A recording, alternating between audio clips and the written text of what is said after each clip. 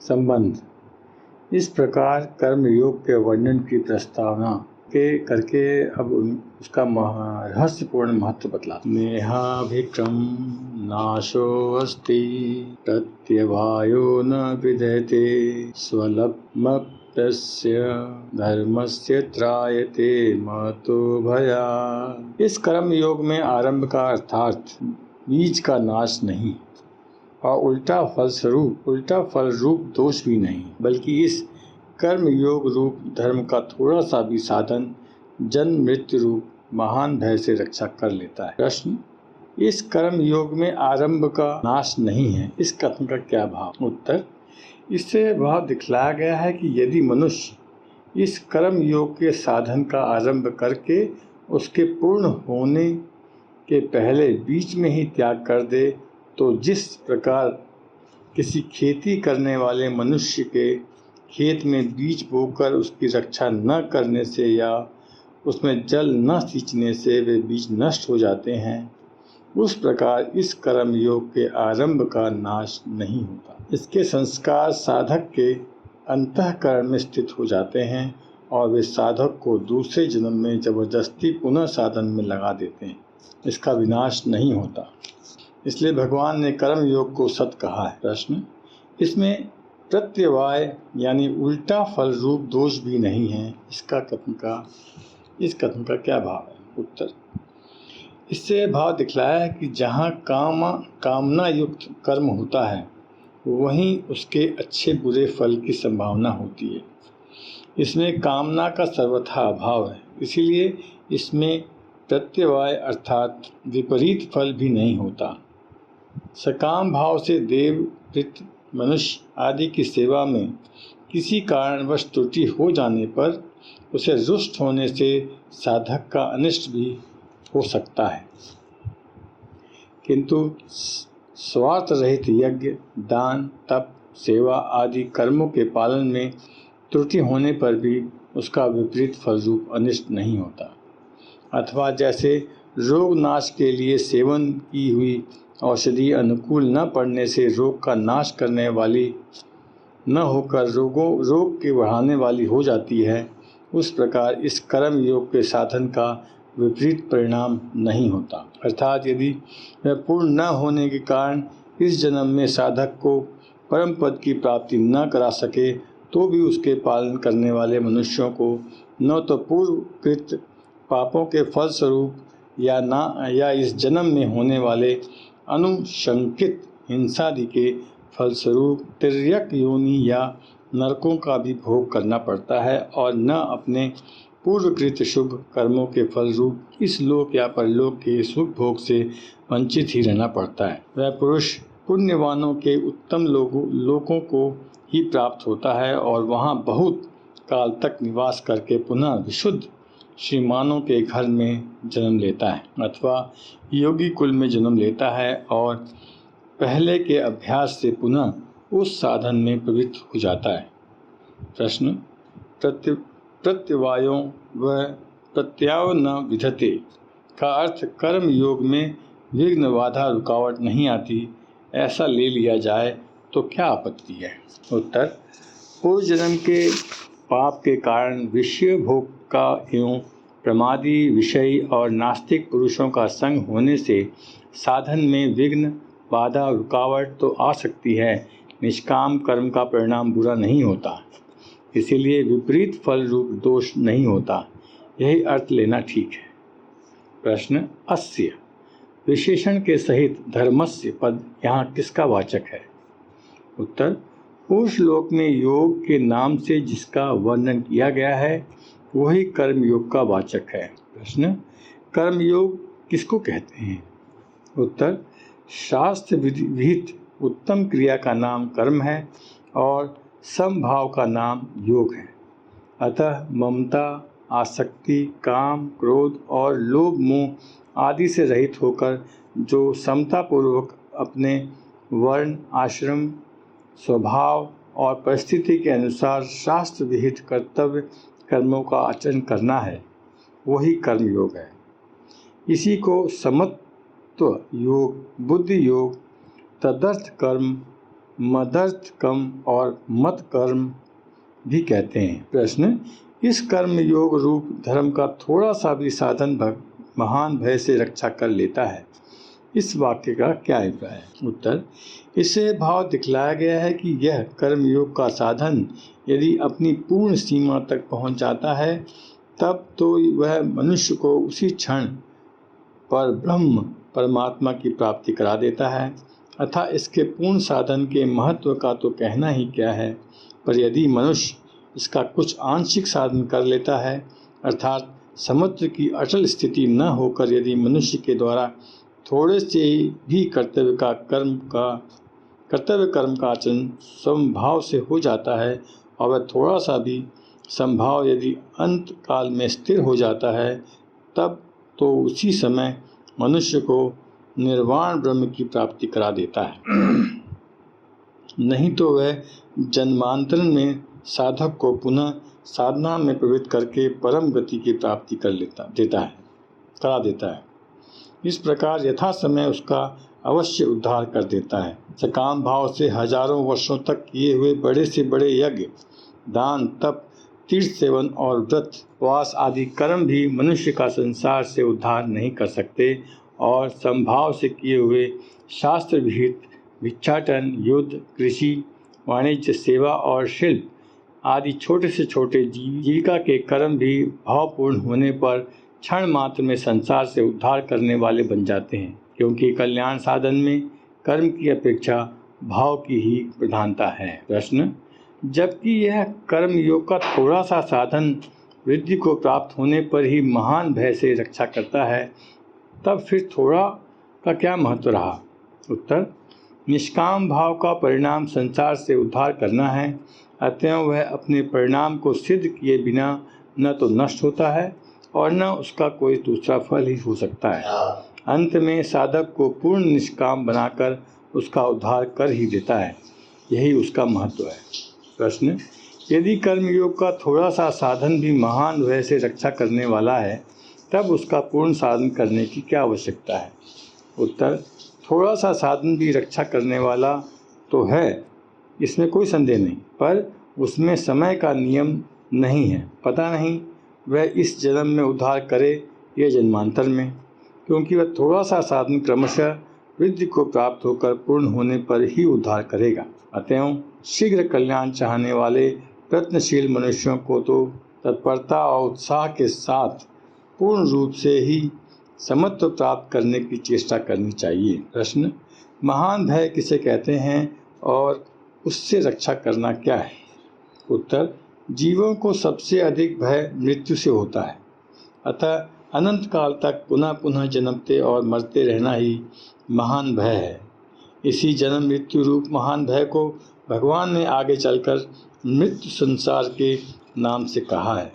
जैसे समुद्र में अनंत लहरें होती हैं, उसी प्रकार उस संसार समुद्र में भी जन्म मृत्यु की अनंत लहरें उठती हैं और शांत होती रहती हैं। समुद्र की लहरें तो चाहे गिन भी ली जा सकती हों, पर जब तक परमात्मा के तत्व का यथार्थ ज्ञान नहीं होता, तब तक कितनी बार मरना पड़ेगा, इसकी गणना कोई भी नहीं कर सकता। ऐसे इस मृत्यु रूप संसार समुद्र से पार कर देना, सदा के लिए जन्म मृत्यु से छुड़ाकर इस प्रपंच से सर्वथा अतीत सच्चिदानंद घन ब्रह्म से मिला देना ही महान भय से रक्षा करना है। इस प्रकार कर्मयोग का महत्व बतलाकर अब उसके आचरण की विधि बतलाने के लिए पहले उस कर्म योग में परम आवश्यक जो सिद्ध कर्मयोग की निश्चयात्मिका स्थायी संबुद्धि है उसका, और कर्म योग में बाधक जो सकाम मनुष्य की भिन्न भिन्न बुद्धियां हैं उसका भेद बतलाते हैं। व्यवसायात्मिका बुद्धिरेके कुरुनंद बहुशाखा अनंताश्च बुद्ध्यो अव्यवसायिना। हे अर्जुन, इस कर्म योग में निश्चयात्मिका बुद्धि एक ही होती है, किंतु अस्थिर विचार वाले विवेकहीन सकाम मनुष्यों की बुद्धियां निश्चय ही बहुत भेदों वाली हैं। भेदों वाली और अनंत होती हैं। प्रश्न, व्यवसायत्मिका विशेषण के सहित बुद्धि पद यहाँ किस बुद्धि का वाचक है और वह एक ही है, इस कथन का क्या भाव है? उत्तर, अटल और स्थिर निश्चय ही जिस बुद्धि का स्वरूप है। 39वें श्लोक में जिस बुद्धि से युक्त होने का फल कर्म बंधन से मुक्त होना बतलाया है, उसी स्थायी संभाव रूप निश्चयात्मिका बुद्धि का वाचक यहाँ व्यवसायत्मिका विशेषण के सहित बुद्धि पद है, क्योंकि इस प्रकरण में जगह जगह इसी अर्थ में बुद्धि शब्द का प्रयोग हुआ है तथा वह बुद्धि एक ही है। यह कहकर यह भाव दिखलाया गया है कि इसमें केवल मात्र एक सच्चिदानंद परमात्मा का ही निश्चय रहता है। नाना भोग और उसकी प्राप्ति के उपायों को इसके निश्चय में स्थान नहीं मिलता। इसी को स्थिर बुद्धि और समबुद्धि भी कहते हैं। प्रश्न, अव्यवसायिनाम पद कैसे मनुष्यों का वाचक है और उनकी बुद्धि को बहुत भेदों वाली अनंत बतलाने का क्या अभिप्राय है? उत्तर, जिनमें उपयुक्त निश्चयात्मिका बुद्धि नहीं है, अज्ञान जनित विषम भाव के कारण जिनका अंतःकरण मोहित हो रहा है, उस विवेकहीन भोगासक्त मनुष्यों का वाचक अव्यवसायिनाम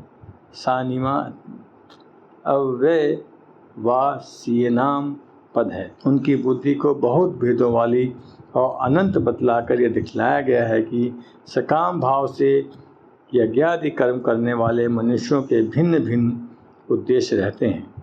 कोई एक किसी भोग की प्राप्ति के लिए किसी प्रकार का कर्म करता है, तो दूसरा उसे भिन्न किसी दूसरे ही भोग की प्राप्ति के लिए दूसरे ही प्रकार का कर्म करता है। इसके सिवा वे किसी एक उद्देश्य के लिए जाने वाले कर्म में भी अनेक प्रकार के भोगों की कामना किया करते हैं और संसार के समस्त पदार्थों में और घटनाओं में उनका विषम भाव रहता है। किसी को प्रिय समझते हैं, किसी को अप्रिय समझते हैं। एक ही पदार्थ को किसी अंश में प्रिय समझते हैं और किसी अंश में अप्रिय समझते हैं। इस प्रकार संसार के समस्त पदार्थों में, व्यक्तियों में और घटनाओं में उनकी अनेक प्रकार से विषम बुद्धि रहती है और उसे अनंत भेद होते हैं। संबंध, इस प्रकार कर्म योगी के लिए अवश्य धारण करने योग्य निश्चयात्मिका बुद्धि का और त्याग करने योग्य सकाम मनुष्यों की बुद्धियों का स्वरूप बतलाकर अब 3 श्लोकों में सकाम भाव को त्याज्य बतलाने के लिए सकाम मनुष्यों के स्वभाव, सिद्धांत और आचार व्यवहार का वर्णन करते हैं। यामिमां पुष्पितां वाचं प्रवदन्तय विश्वश्चत वेदवादरता पार्थ नान्यदस्तीति वादिनः कामात्मनः स्वर्गपरा जन्म कर्म फलप्रदां क्रिया विशेष बहुलां भोगैश्वर्यगति प्रति भोगेश्वर प्रसक्तानां तयापहत चेतसां व्यवसायत्मिका बुद्धि समादो न विधीयते। हे अर्जुन, जो भोगों में तन्मय हो रहे हैं, जो कर्म फल के प्रशंसक वेद वाक्यों में ही प्रीति रखते हैं, जिनकी बुद्धि में स्वर्ग ही परम प्राप्य वस्तु है और जो स्वर्ग से बढ़कर दूसरी कोई वस्तु ही नहीं है, ऐसा करने वाले हैं, वे अविवेकी जन इस प्रकार को जिस पुष्पित यानी दिखाऊ शोभा युक्त वाणी को कहा करते हैं, जो कि जन्म रूप कर्म फल देने वाली एवं भोग तथा ऐश्वर्य की प्राप्ति के लिए नाना प्रकार की बहुत सी क्रियाओं का वर्णन करने वाली है, उस वाणी द्वारा जिनका चित्त हर लिया गया है, जो भोग और ऐश्वर्य में अत्यंत आसक्त हैं, उन पुरुषों की परमात्मा में निश्चयात्मिका बुद्धि नहीं होती। प्रश्न, कामात्मान पद का क्या अर्थ है? उत्तर, यहाँ काम शब्द भोगों का वाचक है। उन भोगों में अत्यंत आसक्त होकर उनका चिंतन करते करते जो तन्मय हो जाते हैं, जो उनके पीछे अपने मनुष्यों को सर्वथा भूलते रहते हैं, मनुष्यत्व को सर्वथा भूले रहते हैं, ऐसे भोगासक्त मनुष्यों का वाचक कामात्मान पद है। प्रश्न, देववादरता का क्या अर्थ है? उत्तर, वेदों में इस लोक और परलोक के भोगों की प्राप्ति के लिए बहुत प्रकार के भिन्न भिन्न काम कर्मों का विधान किया गया है और उन कर्मों के भिन्न भिन्न फल बतलाए गए हैं। वेद के उन वचनों में और उनके द्वारा बतलाए हुए फलस्वरूप भोगों में जिनकी अत्यंत आसक्ति है, उन मनुष्यों का वाचक यहाँ वेदवादरता पद है। वेदों में जो संसार में वैराग्य उत्पन्न करने वाले और परमात्मा के यथार्थ स्वरूप का प्रतिपादन करने वाले वचन हैं, उनमें प्रेम रखने वाले मनुष्यों का वाचक यहाँ वेदवादरता पद नहीं है, क्योंकि जो उन वचनों में प्रति रखने वाले और उनको समझने वाले हैं, वे यह नहीं कहते कि स्वर्ग प्राप्ति ही परम पुरुषार्थ है, इससे बढ़कर कुछ है ही नहीं। अतएव यहाँ वेदवादरता पद उन्हीं मनुष्यों का वाचक है जो इस रहस्य को नहीं जानते कि समस्त वेदों का वास्तविक अभिप्राय परमात्मा के स्वरूप का प्रतिपादन करना है। वेदों द्वारा जानने योग्य एक परमेश्वर ही है और इस रहस्य को न समझने के कारण ही जो वेदोक्त सकाम कर्मों में और उनके फल में आसक्त हो रहे हैं। प्रश्न, स्वर्गपरा पद का क्या अर्थ है? उत्तर, जो स्वर्ग को ही परम प्राप्य वस्तु समझते हैं, इनकी बुद्धि में स्वर्ग से बढ़कर कोई प्राप्त करने योग्य वस्तु है ही नहीं। इसी कारण जो परमात्मा की प्राप्ति के साधनों से विमुख रहते हैं, उनका वाचक स्वर्गपरा पद है। प्रश्न, यहाँ नान्य दस्तिति वादिनी इस विशेषण का क्या भाव है? उत्तर, जो अविवेकी जन भोगों में ही रचे पचे रहते हैं, उनकी दृष्टि में स्त्री, पुत्र, धन, मान, बड़ाई, प्रतिष्ठा आदि इस लोक के सुख और स्वर्गवादी परलोक के सुखों के अतिरिक्त मोक्ष आदि कोई वस्तु है ही नहीं जिसकी प्राप्ति के लिए चेष्टा की जाए। स्वर्ग की प्राप्ति को ही वे सर्वोपरि परम ध्येय मानते हैं और वेदों का तात्पर्य भी वे इसी में समझते हैं। अतएव वे इसी सिद्धांत का कथन एवं प्रचार भी करते हैं। यही भाव नान्यदस्तिति वादिना इस विशेषण से व्यक्त किया गया है। प्रश्न, ऐसे मनुष्यों को अविपश्चित विवेकहीन कहने का क्या भाव है? उत्तर, उनको विवेकहीन कह के भगवान ने यह भाव दिखलाया है कि यदि वे सत्यासत्य वस्तु का विवेचन करके अपने कर्तव्य का निश्चय करते तो इस प्रकार भोगों में नहीं फंसते। अतएव मनुष्य को विवेकपूर्ण अपने कर्तव्य का नियम करना चाहिए। प्रश्न, वाचम के साथ इमाम, याम और पुष्पिताम विशेषण देकर क्या भाव दिखलाया है? उत्तर, इमाम और याम विशेषणों से यह भाव दिखलाया गया है कि वे अपने को पंडित मानने वाले मनुष्य जो दूसरों को ऐसा कहा करते हैं कि स्वर्ग के भोगों से बढ़कर अन्य कुछ है ही नहीं तथा जन्म रूप कर्म फल देने वाली जिस वेद वाणी का वे वर्णन करते हैं, वही वाणी उनके और उनका उपदेश सुनने वालों के चित्त का अपहरण करने वाली होती है तथा पुष्पिताम विशेषण से यह भाव दिखलाया है कि उस वाणी में यदि वास्तव में विशेष महत्व नहीं है, वह नाशवान भोगों के नाम मात्र क्षणिक सुख का ही वर्णन करती है, तथापि वह टेसु के फूल की भांति ऊपर से बड़ी रमणीक और सुंदर होती हैं। इस कारण सांसारिक मनुष्य उसके प्रलोभन में पड़ जाते हैं। प्रश्न, यहाँ व्यवसायत्मिका विशेषण के सहित बुद्धि पद का किसका वाचक है और समाधि का अर्थ परमात्मा कैसे किया गया है तथा जिनका चित्त उपयुक्त पुष्पिता वाणी द्वारा हरा गया है एवं जो भोग और ऐश्वर्य में अत्यंत आसक्त हैं, उन पुरुषों की परमात्मा में निश्चयात्मिका बुद्धि नहीं होती। इस कथन का क्या भाव है? उत्तर, 41वें श्लोक में जिसके लक्षण बतलाए हैं उसी निश्चयात्मिका बुद्धि का वाचक यहाँ व्यवसायिक यात्मिका विशेषण के सहित बुद्धिपद है।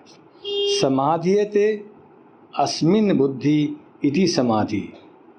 इस व्युत्पत्ति के अनुसार यहाँ समाधि का अर्थ परमात्मा किया गया है तथा उपयुक्त वाक्य से यहाँ यह भाव दिखलाया है कि उन मनुष्यों का चित्त भोग और ऐश्वर्य में आसक्त रहने के कारण हर समय अत्यंत चंचल रहता है और वे अत्यंत स्वार्थपरायण होते हैं, अतएव उनकी परमात्मा में अटल और स्थिर निश्चयावली बुद्धि नहीं होती। संबंध, इस प्रकार भोग और ऐश्वर्य में आसक्त सकाम मनुष्यों के निश्चयात्मिका बुद्धि के न होने की बात कहकर अब कर्म योग का उपदेश देने के उद्देश्य से पहले भगवान अर्जुन को उपयुक्त भोग और ऐश्वर्य में आसक्ति से रहित होकर समभाव से संपन्न होने के लिए कहते हैं। त्रैगुण विषया वेदा निरत्रैगुण भवार्जुन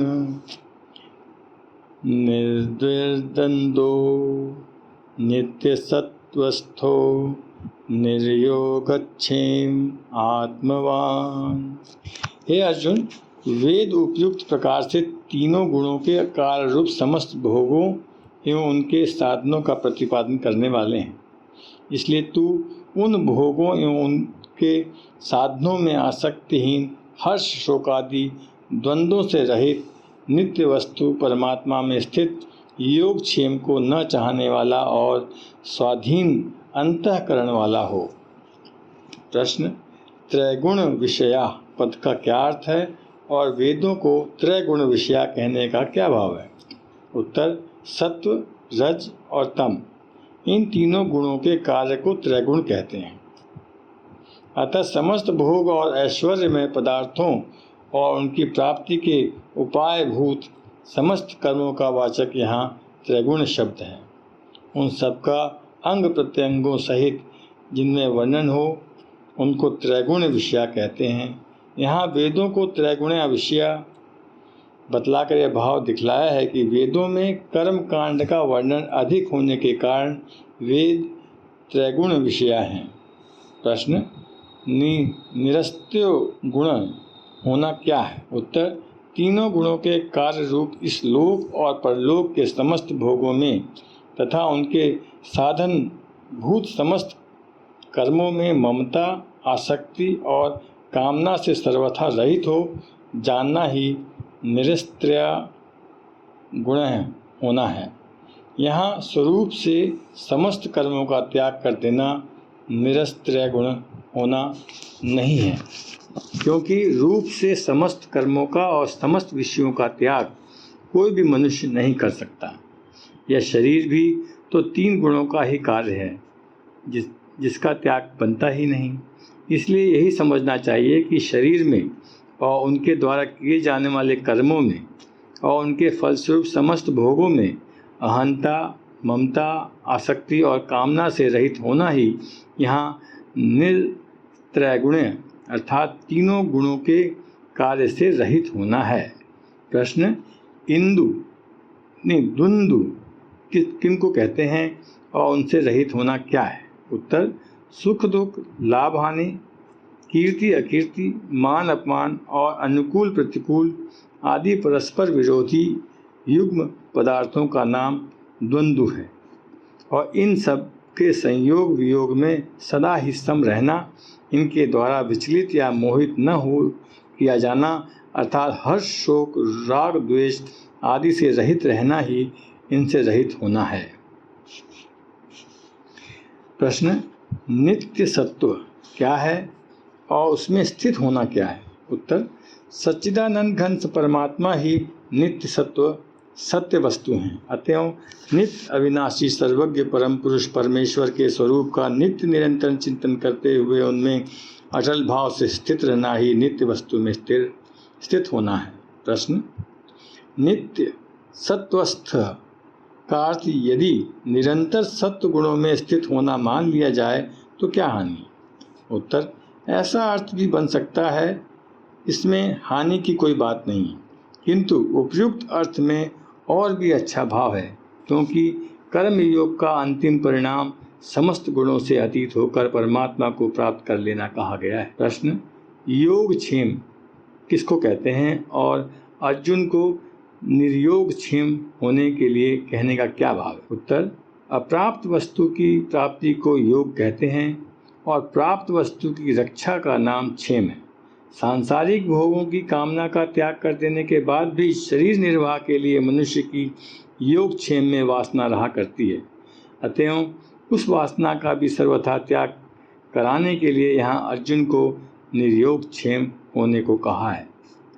अभिप्राय है यह है कि तुम ममता और आसक्ति से सर्वथा रहित हो जाओ, किसी भी वस्तु की प्राप्ति या रक्षा को चाहने वाले मत बनो। प्रश्न, आत्मवान किसको कहते हैं और अर्जुन को आत्मवान होने के लिए कहने का क्या भाव है? उत्तर, इंद्रियों के सहित अंतःकरण और शरीर का वाचक यहाँ आत्मा पद है। मन, बुद्धि और इंद्रियां जब तक मनुष्य के वश में नहीं हो जाते, उनके अपने नहीं बन जाते, उसके शत्रु बने रहते हैं, तब तक वह आत्मवान नहीं है। अतएव जिसने अपने मन, बुद्धि और समस्त इंद्रियों को भली भांति वश में कर लिया है, उसको आत्मवान यानी कि आत्मा वाला कहना चाहिए। जिसके मन, बुद्धि और इंद्रियां वश में किए हुए नहीं हैं, उसको समत्व योग का प्राप्त होना अत्यंत कठिन है, और जिसके मन, बुद्धि और इंद्रियां वश में हैं, वह साधन करने से सहज में ही समत्व योग को पा सकता है। इसलिए भगवान ने यहाँ अर्जुन को आत्मवान होने के लिए कहा है। संबंध, पुरुष लोकों में अर्जुन को यह बात कही गई कि सब वेद तीनों गुणों के कार्य का प्रतिपादन करने वाले हैं और तुम तीनों गुणों के कार्य रूप समस्त भोगों में और उनमें साधनों में आसक्त रहित हो जाओ। अब उसके फल स्वरूप ब्रह्म ज्ञान का महत्व बतलाते हैं। यावानर्थ उत्पाने सर्वत संपलुतोदके तावान सर्वेषु वेदेषु ब्रह्मणस्य विजानत। सब ओर से परिपूर्ण जलाशय के प्राप्त हो जाने पर छोटे जलाशय में मनुष्य का जितना प्रयोजन रहता है, ब्रह्म को तत्व से जानने वाले ब्राह्मण का समस्त वेदों में उतना ही प्रयोजन रह जाता है। प्रश्न, इस श्लोक में जलाशय के दृष्टांत से क्या बात कही गई? उत्तर, इस श्लोक में जलाशय का दृष्टांत देकर भगवान ने ज्ञानी महात्माओं की अत्यंतिक तृप्ति का वर्णन किया है। अभिप्राय है कि जिस मनुष्य को अमृत के समान स्वादु और गुणकारी अथा जल से भरा हुआ जलाशय मिल जाता है, उसको जैसे जल के लिए यानी कि वापी, कूप, तड़ाग आदि छोटे छोटे जलाशयों से कोई प्रयोजन नहीं रहता, उसकी जल विषय की सारी आवश्यकताएं पूर्ण हो जाती हैं, वैसे ही जो पुरुष समस्त भोग में ममता आसक्ति का त्याग करके सच्चिदानंद घन परमात्मा को जान लेता है, जिसको परमानंद के समुद्र पूर्ण ब्रह्म परमात्मा की प्राप्ति हो जाती है, उसको आनंद के प्रतीक के लिए वेदोक्त कर्मों के फल रूप भोगों से कुछ भी प्रयोजन नहीं रहता। वह सर्वथा पूर्ण काम और नित्य तृप्त हो जाता है। अतः ऐसी स्थिति की प्राप्ति के लिए मनुष्य को वेदोक्त कर्मों के फलस्वरूप भोगों में ममता, आसक्ति और कामना का सर्वथा त्याग करके पूर्णतया निर्त्रैगुण हो जाना चाहिए। प्रश्न, सब ओर से परिपूर्ण जलाशय में मनुष्य को जितने जल का प्रयोजन होता है, उतना जल वह ले लेता है। इसी प्रकार ब्रह्म को जानने वाला ज्ञानी पुरुष अपने प्रयोजन के अनुसार वेदों के अंश को ले लेता है, ऐसा अर्थ मानने में क्या आपत्ति है? उत्तर, ऐसा अर्थ भी बन सकता है, इसमें कोई हानि की बात नहीं, किंतु उपयुक्त अर्थ का भाव और भी सुंदर है, क्योंकि ब्रह्म को प्राप्त हुए ज्ञानी पुरुष का संसार में कोई भी प्रयोजन नहीं रहता।